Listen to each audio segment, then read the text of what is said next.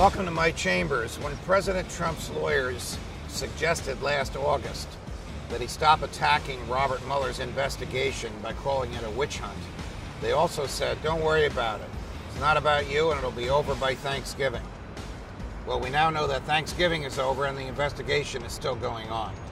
His lawyers are not serving him well. They are disputing and feuding publicly about the level of cooperation that they should provide to the independent counsel, Mr. Mueller, the former FBI director.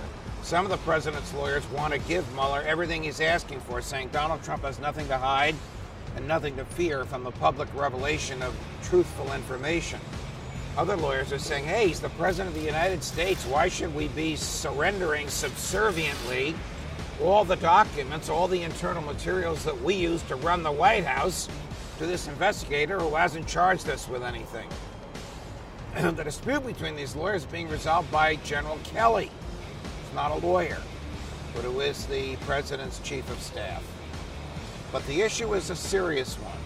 You see, President Trump and General Flynn, Michael Flynn, the former national security advisor, entered into a written agreement. Their lawyers did, called a joint defense agreement, in which the lawyers agreed they would cooperate with each other, they would share information with each other, and anything one team heard from the government would be shared with the other team. And then they said, we will sink or swim together. We won't point fingers at each other.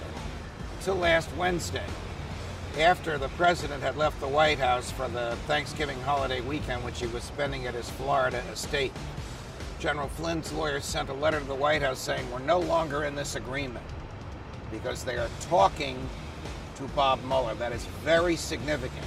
The general's lawyers are negotiating a deal with the special prosecutor. What could General Flynn give the special prosecutor in return for the special prosecutor reducing the prison exposure of 60 years, which the general is facing if he's charged and convicted with everything for which they have evidence against him? We don't know what the general has. We don't know what he says he has. But he's willing to discuss it with the prosecutor, and that's not good news for the president. None of us should rejoice about this.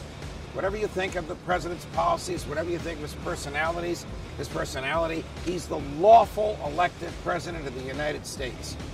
And we all should be concerned when the special prosecutor is getting too close. Welcome to my chambers. Fight the good fight. For freedom!